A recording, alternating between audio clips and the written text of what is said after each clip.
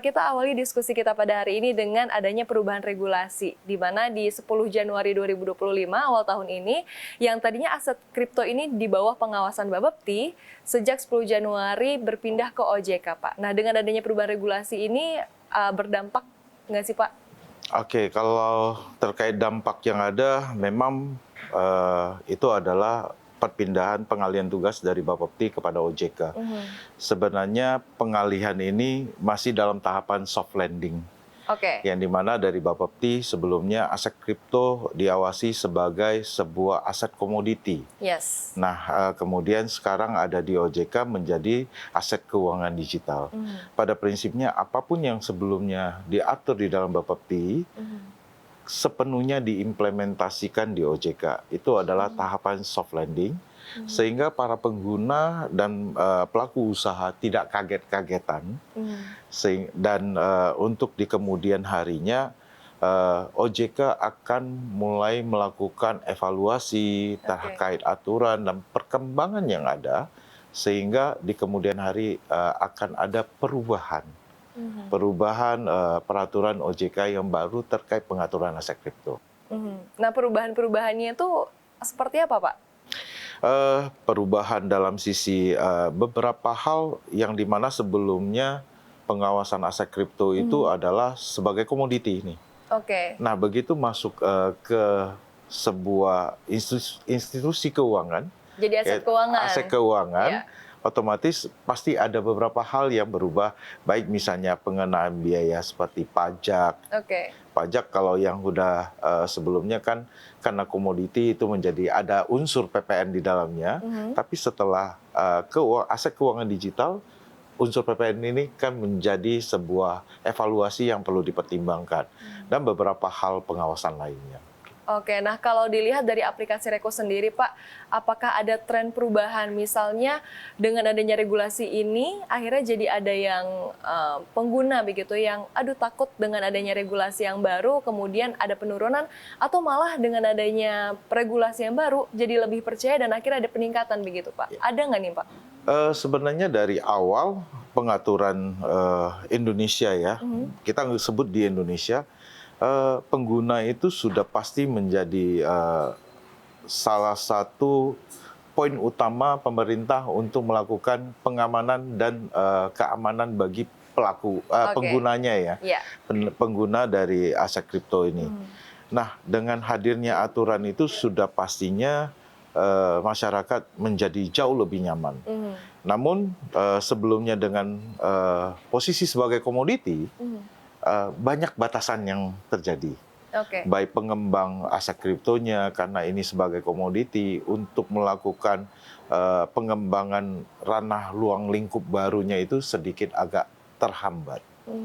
Nah, setelah hal ini beralih ke OJK, menjadi sebuah instrumen keuangan, otomatis sisi dengan kerjasama dengan pihak ketiga, baik perbankan dan lain-lainnya, itu menjadi sebuah jalur yang cukup luas untuk bisa berdiskusi satu sama lainnya. Oke.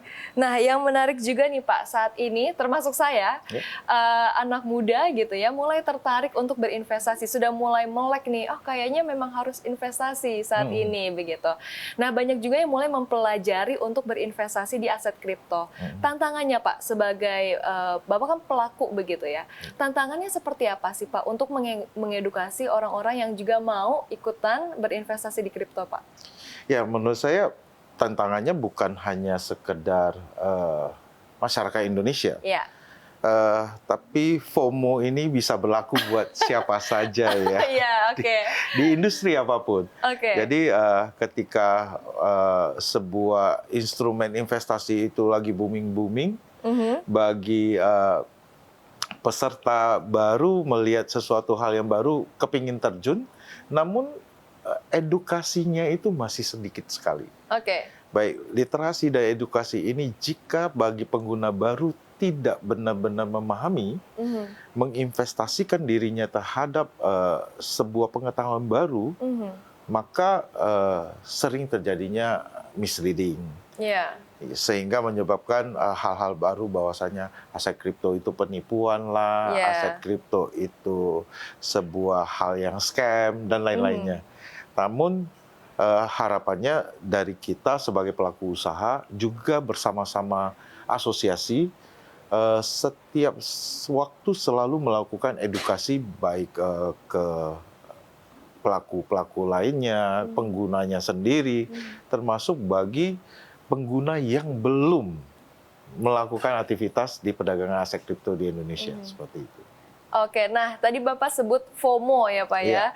Ini gimana sih Pak strateginya supaya tren untuk berinvestasi di kripto ini bukan hanya sekedar FOMO atau tren sementara saja, tetapi adanya pemahaman yang lebih matang, kemudian juga ada yang lebih berkelanjutan begitu Pak. Strateginya apa nih Pak?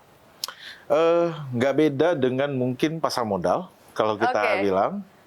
Untuk belajar pertama kali masuk ke pasar modal, carilah barang yang lebih aman dan Iya. nyaman buat kita. Mungkin blue chipnya lah ceritanya di pasar modal.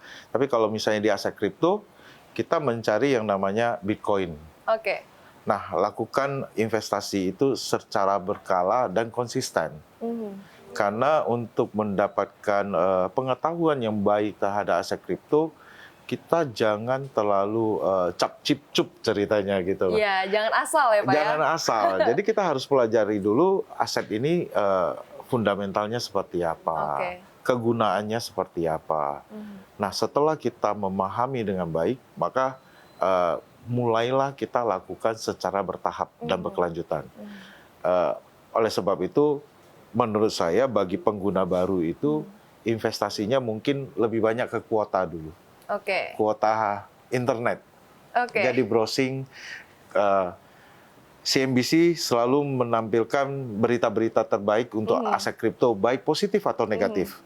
Nah, itu akan menjadi sebuah edukasi yang baik buat teman-teman yang mau berinvestasi nih. Sehingga informasi baik negatifnya di industri ini seperti apa, positifnya seperti apa, kelasnya akan benar-benar teralokasi dengan baik. Seperti itu. Oke, tapi ini menarik nih Pak, berdasarkan data yang kami dapatkan Pak dari analis kami begitu ya, yang main tadi saham di pasar modal itu ada sebanyak 15 juta di Indonesia. Ya. Kripto baru belasan tahun sudah 20 juta. Pandangan Anda seperti apa Pak? Mungkin sedikit di Bunga saya sampaikan adalah kripto bukan tempat untuk main-main. Oke.